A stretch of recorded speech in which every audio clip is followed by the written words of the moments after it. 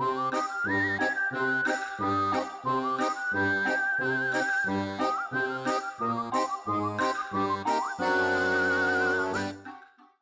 back to Pork Chops, Rice, and Peaches. I'm Richard. And I'm Noah. And I'm breaking out the new t-shirt that I think I'm going to wear for all horror movies because I realized that this is just a theme. Mm-hmm. It's a trope.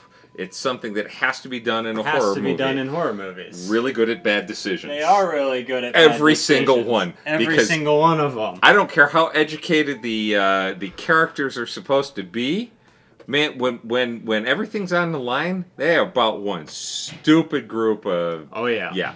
Yeah. Oh, yeah. And in the movie that brought this to mind today was the 1982 John Carpenter movie, The Thing. There we go. We made the joke. You got the joke. We got the joke. Yeah, it's so funny. And, so funny. You know, I honestly think that this movie might have been better if The Thing was treated like a MacGuffin. Yeah. Where you don't see a lot of it. Yeah. You know, and you really don't see a lot of it, you know. I mean... you see more of it compared to other horror movie monsters. This one obviously had a budget for the special effects. The head with the 8 spider legs out of it, that was, you know, that was kind of interesting. That was pretty good. But I think the special effects were the best part of this movie overall. I think well, it wasn't for me, but for an entirely different reason. Did they ever decide what the actual thing looks like? Because we saw all of these variations of it's almost like there's like 4 different stages of the thing's development and growth. And that allowed them to come up with really gross, cool special effects. Yeah. I don't know what they came up with. Like, it's supposed... I think that's part of the mystery of it. It comes down in a... Okay, so here we go. It comes down in a flying saucer. Comes down in a flying saucer like 100,000 years ago. Right. And then it just assimilates. It's trying to like copy things. So it absorbs. That's it. It absorbs things. Yes. And then can duplicate it. And then can duplicate it. Exactly. So, and it takes time to do that. So it's like, I don't know if we ever see anything close to what it's supposed to truly be. There's a lot of tentacles. There's a lot of tentacles. A lot of tentacles. Little whip-like tentacles. Yeah, whip-like. Yeah. That was kind of interesting. It was very interesting. To latch on and try to carry it away, and I wondered. I would assume that is closer to its original. How much of the creature design and effects with things, you know, exploding out of things was influenced by Aliens? I don't know. Which would have only been 3 years. 3 years before that. Yeah. I would imagine it would have taken a decent amount of that, mm-hmm. right? Now, so here's an interesting thing. Here's a movie from the 80s I don't think I've ever seen before. Yeah? I don't remember ever having seen this movie. And this came out, I would have been a junior in high school. Okay. You know, maybe early in my senior year. But the interesting thing was... And I've said, I'm not going to do much of this. I'll get it out of my system right now, early on.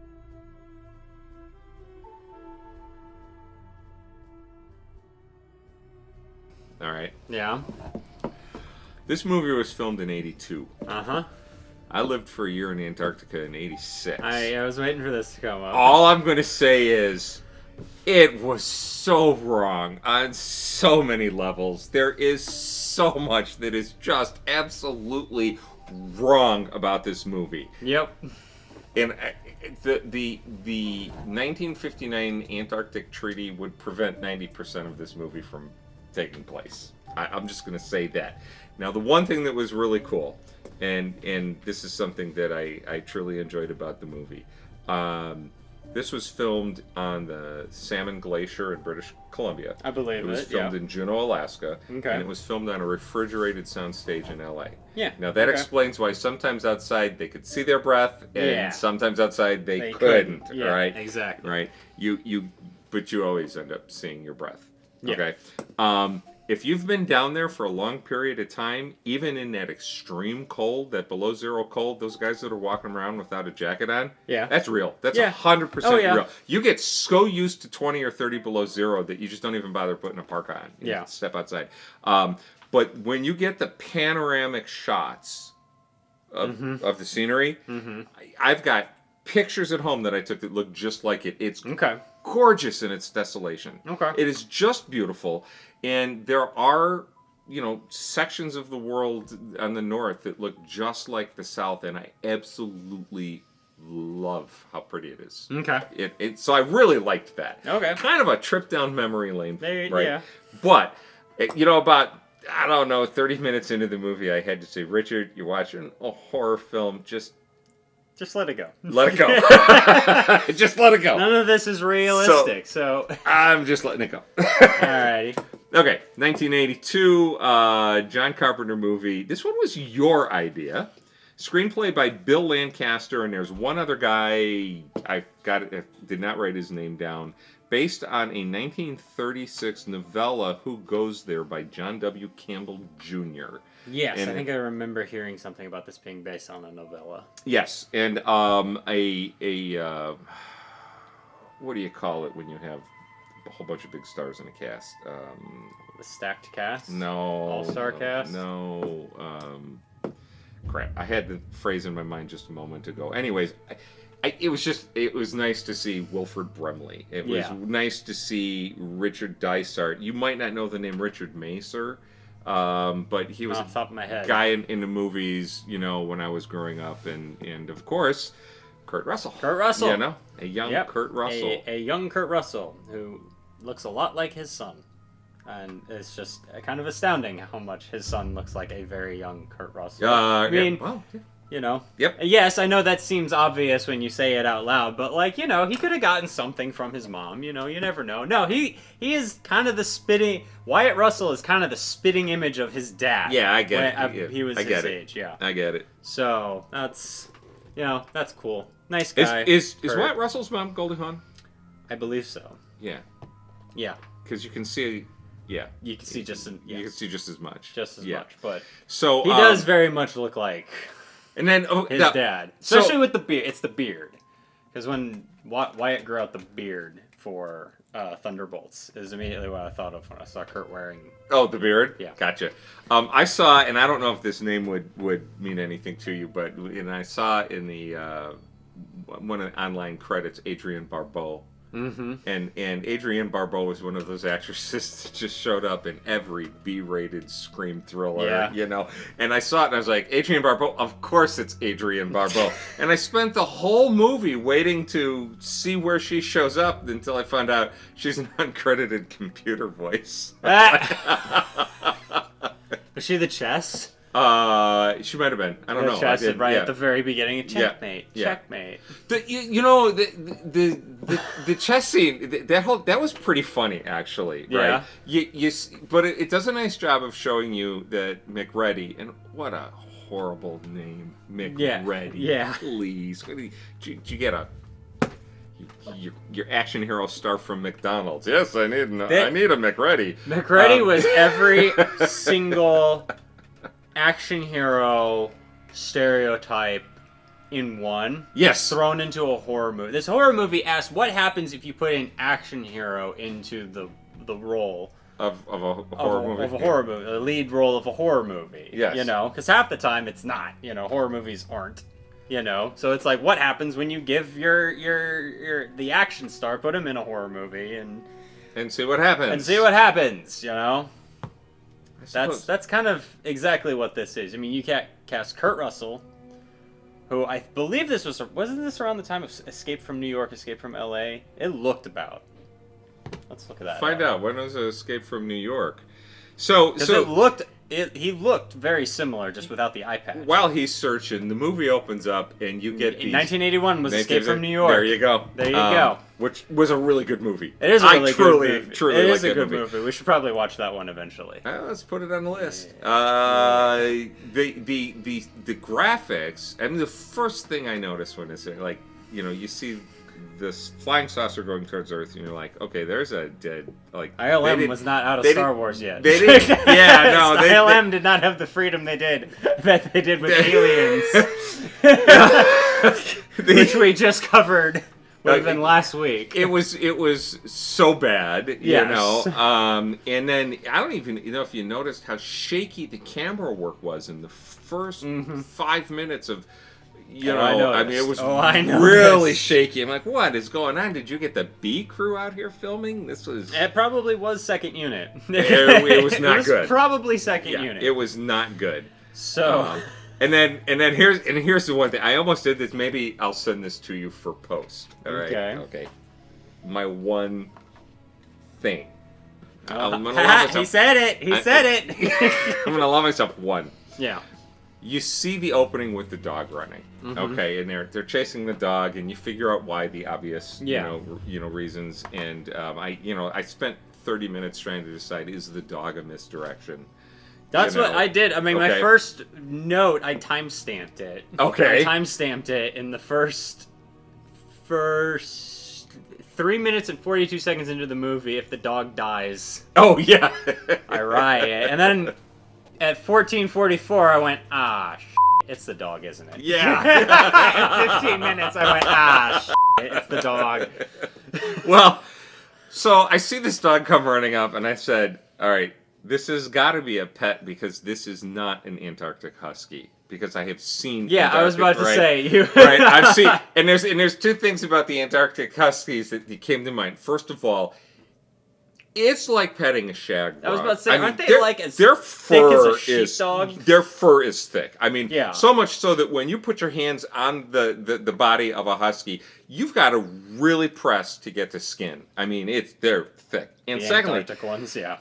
They don't live indoors. They don't live in a barn setup like that. Yeah, they live outside. They live outside, chained to a stake. And years ago, I told this in one of our episodes that a whole bunch of soft-hearted Americans built dog houses for the Antarctic Huskies that the New Zealanders kept at the Kiwi base. Yeah. And the dogs wouldn't go inside of them; they would sleep on top of them.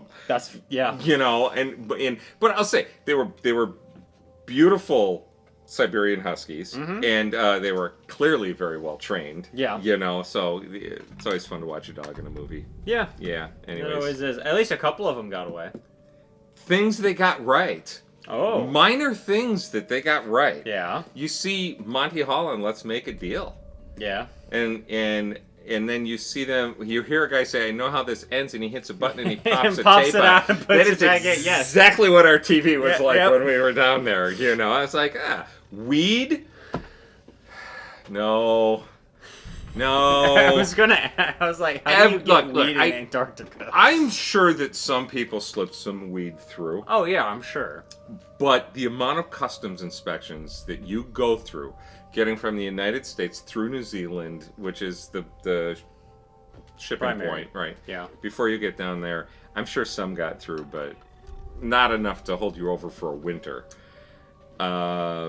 Yeah. And not enough to make a joint this freaking big. Yeah, that was huge. That was almost huge. That was like a Cheech and Chong joint. That was like a Snoop Dogg joint. Like. Well, there's our generational difference. There it is. Okay, yeah. so yes. So, like, right before we started the camera, I told you that I accidentally started the 2011 version. Mm-hmm. Have you seen it? No, I have not. Okay, it's supposed to be a prequel. And when I saw it on Amazon, because it showed up like 15 times on Amazon, because of course Peacock has it right now, and wow. Yeah, 2011 is supposed to be a prequel. I'm gonna go back and finish what I read. Okay. In the description. So the scene opens up. The movie opens up with one of those big cats, and tractor trailer going across the barren plains, and it crashes into a crevasse, and it falls down the crevasse, and it falls a good way down the crevasse. Hey, real quick interjection here. Viewer discretion for this next part. So if you are sensitive to anything that you would find on the Scary Interesting channel, If you do not like cave diving stories or mountaineering stories or people getting stranded in the wilderness stories, skip to the time code I am flashing on screen now. It's going to be a tiny bit morbid otherwise. And back to your regularly scheduled pork chops, rice, and peaches. And it doesn't keep going because a crevasse is generally shaped like this. Yeah. And it got wedged down there, and everybody was in it looking, and you're like, you don't know right away, are these guys going to get out or not? Yeah. But the thing that I found interesting about that and really heartbreaking is that the year I was down on the ice, 3 people ignored all the training that we went through. 3 people, they were civilians, they worked for the National Science Foundation. They decided to take a shortcut across an ice field. They walked across a snow bridge. 2 guys fell down the crevasse. 1 guy wedged it like 75 feet. 1 guy wedged it 80 feet. And you have this interesting thing because they're down there, they're alive. Their body heat is partially melting the ice around them. Which means that they're going to fall further. Well, no, they froze into place. And so the 3rd guy... Mm-hmm. Saw what had happened, and he ran for help, and he made it safely to the town for help. Yeah. The search and rescue teams went out there. I didn't see it. I did not go out there. None of us were allowed to. But the search and rescue guys said they were within a foot of the first guy when he died. Wow. And the 2nd guy perished too, and it became a retrieval operation. And they did eventually get their bodies out, and it was... You're gonna have to make me put up a viewer discretion warning. It was a sober reminder that 2 guys that year, they went down there. Their parents got remains back. It was kind of heartbreaking, but it was. In that moment, in that 2011 version, I was like, that was very realistic. It was a very realistic possibility. Where the millennial son teaches the Gen X dad everything he can't say on camera. I did say you that. I literally said it was a joke. It was a joke. It was a joke. There's an entire channel, and I love it. I love it because if you are one of those people that did not, hi, welcome back. If you skipped ahead to this point in the video, if you're one of the people that actually sat through and you're interested and morbidly fascinated by those sorts of stories, go check out Scary Interesting because there's an entire channel full of that stuff. So he would probably take that as a submission on his channel. I'll be real. Really? Yeah. You could probably send that in with info. Well, I'll tell you this. As I was listening to you right now, I was thinking to myself, here is an example of how little I have to say about the movie. Yeah, it's mostly you just talking about Antarctica. Well, I lived there for a year, but the movie... This movie made me want to talk about Antarctica. The movie didn't make me want to talk about the movie, you know? Make me think of... If you torch a creature, if you've got a threat, and your way of killing it is to light it on fire, do you immediately run in with fire extinguishers and put the fire out? Or do you let that thing barbecue to a crisp? I think if there's wood around, that's the concern. It was outside! Sometimes. Yep, I agree with that one. Really good at bad decisions. Yep. The matte painting of the ship was cool. That was good. That stood the test of time for graphics. Mm-hmm. I enjoyed that one. Mm-hmm.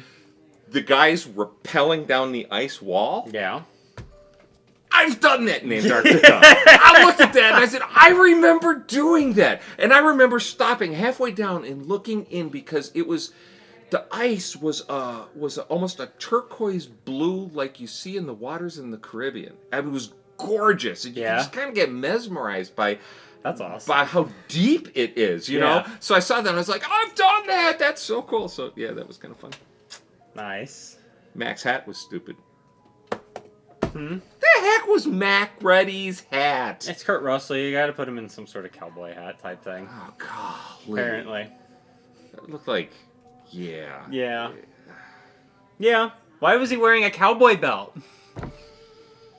Half these guys were, no, it was the lead guy with the revolver. Gary. He was wearing. Gary. He was the station commander. Yeah, station commander. I don't remember any of the names. I'll be real honest. I wrote them all down. Tuned out. Yeah, I know you did. You're better about that than I am. I just remember main character, black guy 1. And then it was his voice. Hold on. I literally called it, and I what was his I already name? said his name. Did you? Yeah. Keith David? No. I was talking about the Keith David's character. Oh, gotcha. I was talking Okay. about there was the first guy Okay, on the gotcha. roller skates. Gotcha, So he okay. was roller skate guy. Yes. And then the second one was Keith David because I recognized him. He's a very prolific voice actor. So I recognized him immediately, and I went, "That's a very young." Pause. Oh yeah, Keith David. Keith David. Yeah. I mean, voice actors. I have a hard time remembering. I didn't roller skate in the galley, but I could see where people would do it. Yeah. Just to keep It was themselves, cool. you know. It was cool. He had good taste in music. The main building that I was in was so big you could have roller Hey, skated up and hey. down the halls all day. Both black guys survived to be well past like the third or fourth death. Yeah. They didn't kill them off in first. In No, this one. no, One no, of them no, survives no. to the end. Well, you know, that's one of the things about these movies is ensemble cast is the word that I was looking for, that's right? what you're okay. looking for. When you look at a cast that large, it just becomes a game. Who dies first? Who dies right? first, Because yeah. because this is the Well, it's standard nice to- trope of pick them off one by one. Oh, it is You know. in any horror movie. But Right. you know the joke that they've made 1,000 times in every horror movie spoof is that the black people always die first. Yes, I know. Yeah, So I know. If it was Star Trek, apparently they'd have they'd have red shirts on. red shirt. Yeah, well, at least in the original series, yes. Yes. We had alcohol. Oh yeah. We had plenty of alcohol. We had a bar with a pool table for unwinding. I was about to say, depending on where you are, Right, the dry military base or the dry base in general only exists in recent memory with the Middle East. So we had that Just in flat out. Well, we had a ration card, so we were allowed to buy one bottle of hard liquor. Was it one bottle of hard liquor and a case of beer, or one bottle of hard liquor or You a had it case better of than beer us. per week? You had it better than us. Oh yeah, no, I know. My ticket in Qatar. Yeah. So you had per military ID. It was because they would scan your ID. They would scan your CAC Right. per every 36 hours. Yeah. Really weird designation, but per Sure. every 36 hours you could get 3 drinks. Okay. That was it at the bar. 3 drinks, 3 and drinks. this was in Qatar. Right. In Qatar, Right. otherwise known as Qatar. 3. Hmm. And that could be one of those drinks could be a full beer. One of those drinks could be a shot of vodka. Right. Yeah. So The Thing, 1982, John Carpenter. It makes us want to. Makes me want had to it drink. But nobody drank as openly Yeah. as what they were showing in this To movie. be fair, these guys are People also don't not military. They were researchers. Yeah, I know, What they but- were researching, they didn't. But we were They didn't- we were a scientific station. Yeah. Nobody drank like that. Yeah. You know, it just didn't happen. Yeah. You know. I noticed that they left the helicopter just down there off, not running. I remember you used to tell me that the planes had to stay running, otherwise they would freeze. So, I was curious about that. No, so when in McMurdo, Mm-hmm. you could leave the planes turned off on the ice runway in the summertime. Mhm. All right. When the planes flew down from McMurdo to South Pole Station, what I was told, I never made the run myself. okay. What I was told was that the engines stayed running because down at the South Pole Station, if you turned them off, you wouldn't get them restarted. Gotcha. Whether or not that was true remains to be seen. And I don't know, but everybody pretty much maintained that there was no helicopter service during the winter. Yeah. Right? There was no helicopter service at night, and of Mhm. course, 24 hours of daylight in the summer, you don't need to worry about that. Yeah.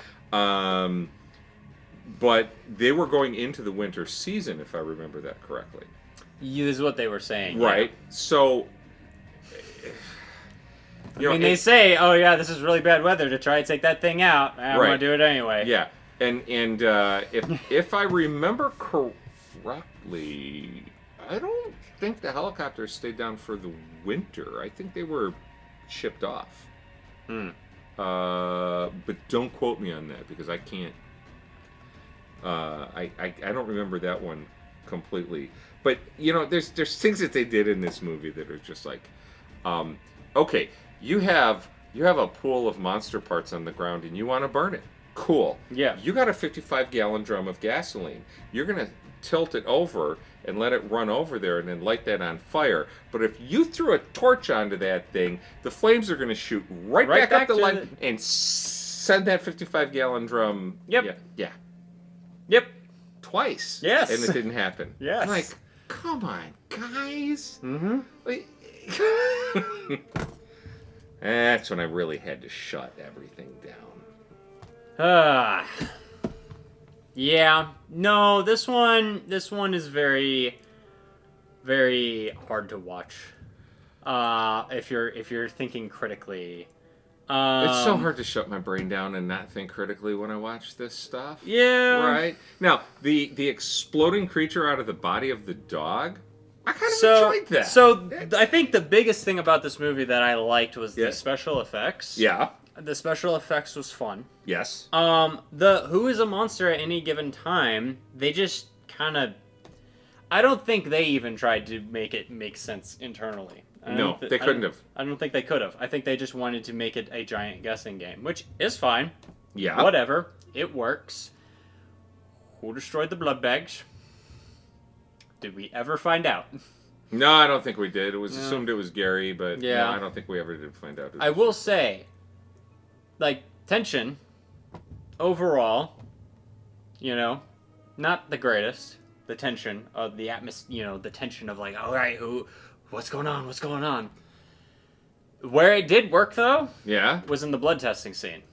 Because that blood reacting, that was a true jump scare done right. That was a well done jump scare. Yes, I agree. Jump scares shouldn't be things popping out at the camera or popping out right in your face. No, that thing popped up. That thing popped up as he was absent-mindedly poking it because he poked every single blood sample and it was calm. By that time, they were too busy arguing for me to remember that he's supposed to be testing the blood. So I'm just like, okay, this is really fun to watch. Oh, but you knew one of them was going to jump. Oh yeah, you knew one of them was going to jump. Right. By the time the one jumped, I had forgotten that one of them was going to jump. So it actually did a really good job. It was actually a really good jump scare.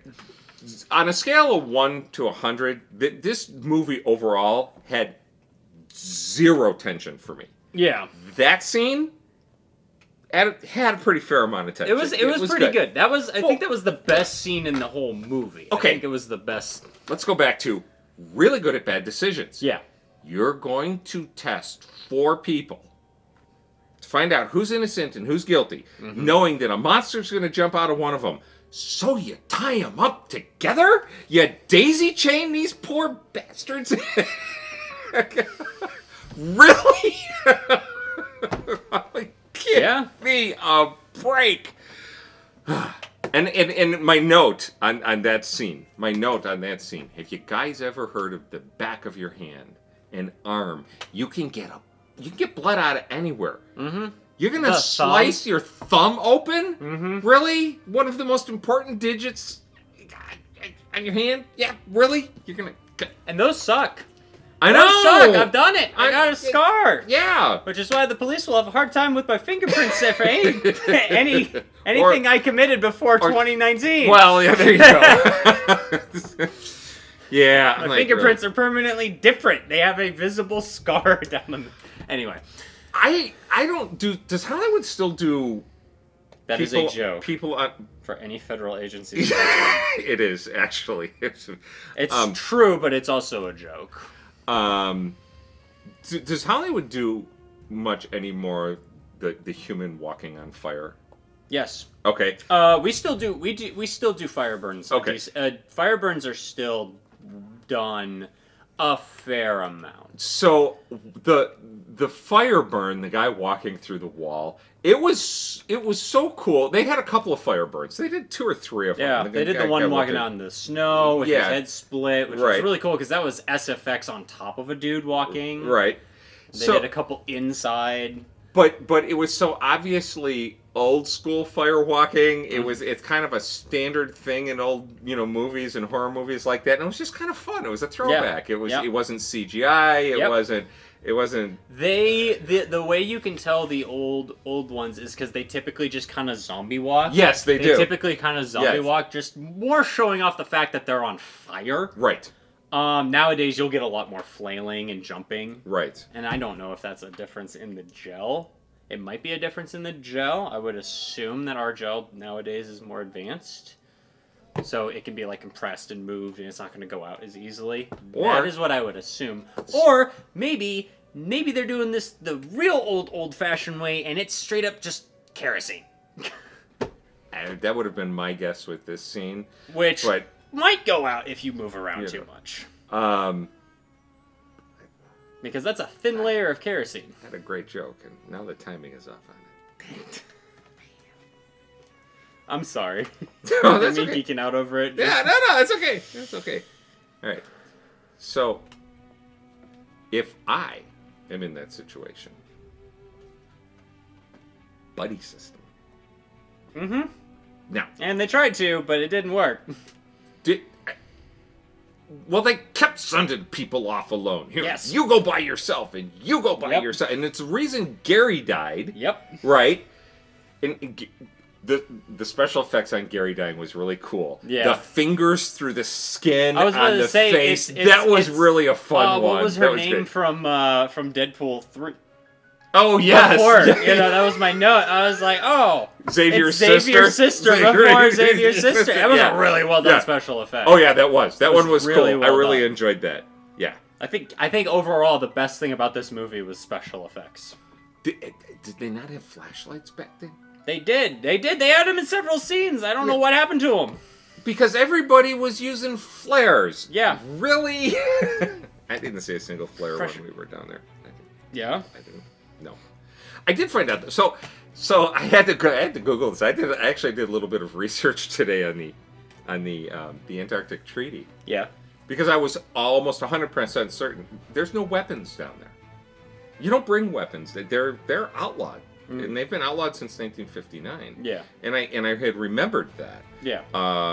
So the amount of, the shotgun cabinet, please, it's just not going to be there. Yeah. And the other thing I was thinking about was dynamite. Yeah. Because they were slinging a lot of dynamite, but dynamite is actually allowed. Is it? In limited quantities. For specific purposes. I would imagine. Of excavation. Yeah, I would imagine. And every site has to be inspected, and the explosion has to be pre-approved. So I thought, well, is it realistic that they'd have dynamite? Yeah. Maybe not at one of those outlying stations like that, because they had a lot of dynamite. And by the way, how the hell did Blair dig a hole and excavate a cave in order to build a ship? I guess it was the alien. The thing was doing it. And where did he move all the dirt to? And how did he clear out the frozen ground? I mean, I was like, they took their brains out and set them on the table and said, let's tell a horror story. Yeah. Yeah, that's pretty much what they did. Yeah, they did. Did you notice? Did you notice steam coming out of pipes that had icicles hanging on them this far and nothing was melting? Yep. Did you notice fires burning in a building that had icicles hanging this long down and frost that takes weeks to build up that quickly, all in the same building at the same time? I noticed it. I'm sure you did. If you are a fan of horror films and you like the standard horror film trope, and you want a new setting, because all this was your standard horror film trope put in a new setting, I think the basic underlying, question of this, which all good science fiction has, and I'm going to read the novella just because I want to see what the original author did with it. Yeah. Is kind of a horror of the mind moment when you're in a situation like this and paranoia builds and you don't know who you can trust. Yeah. What are you going to do? Invasion of the Body Snatchers did it better. Yeah. I think... Oh, we were gonna do that one this year too. We were gonna do the remake of it too. Oh, let's do it. I forgot about that. Let's abandon my idea for those two movies and let's. You don't want to do Megan? I thought you wanted to do Megan. Well, I did, but this that one has Donald Sutherland in it. This one, the remake, and Leonard Nimoy. And Leonard Nimoy. Let's do that. All right. Let's do Invasion of the Body Snatchers Part 2, the good one. Yeah, the great one. Yeah, because that one I think is scarier. I would assume. I have no idea. I've watched it a while ago now. I don't remember what my stance on it was last year. I think I preferred it last year when we watched the original. I think you did. So, but I mean, that's been an additional year since then. I really liked the original. If I remember correctly, the remake is better. If I'm remembering my viewpoint, so we'll do that one. But yeah, no, I mean, it was literally the same thing. So this one, great special effects. Kurt Russell played every 80s action hero. Literally, there were several lines he delivered in this that sounded straight out of every action video game ever. Like the default character option in a third-person shooter video game. You know, every complaint that I've come up with is writing based. Yep. Right? The actors, I think the performances were great. The actors did their jobs. Yeah. They did everything the way they were supposed to. You had dependable actors. Yep. Doing what they did best. Yep. I could have. You know what's cringy? Or I mean, like really cringy. The amount of times the character you called Black Eye Number 1 just because you couldn't remember the character's name, and honestly, I don't know which one he is because I don't it's like Keith David. It's the other one. I don't make racial notes when I write down actors' names. Yeah. But if he had said voodoo bullshit one more time, I'm like, oh my god. I was like, dude, that is so cringy. That is so bad. But the actors themselves, they did a great job. Oh, they all did fantastic. It was T.K. Carter. T.K. Carter Knowles. as Knowles? Yeah. Okay. It was T.K. Carter. You know, but even then, he took his script and he did a great job with it. The ending the ending is the perfect setup for a sequel. It was, yeah. I think they were hoping to make this into a sequel. I don't think it did. I don't know if it did. Is there a thing? I'll look up this one. I don't know. You fill time. Kurt's a very dependable leading actor. Yes. And a super nice dude in real life. You know? That's my thing about this movie is I'm sitting here going, now I just want to see the movie I did with him because, you know, I want to see him in something that has a good script. We all do. I want to see him in something that has a good script because I've heard it's an amazing script. Or a really good one. I don't know. If you're here from our One Piece videos, you'll recognize this. If not, his mom is known as Mama Peaches, and she. Oh God, now I hate it when the thought I was going to train of thought just completely left, and there's something that she said about this that now I freaking. Anyway. Is there not a sequel? I haven't gotten to it yet because I was going to do voice to text. Yeah. And then it picked up everything you were saying. Oh, yeah. So. I don't know if it did. I don't think it did. No, it did not. Yeah. No, I see that. It did not. I see that. It was and then, you know, it was an interesting ending. I think the interesting part of it is that both characters at the end have every right to be suspicious of the other person. So it's just kind of leaving you on a cliffhanger. The 2011 was a Frank Darabont movie? It was? Whoa! Now I've got to go back and finish watching it. I have it for 48 hours.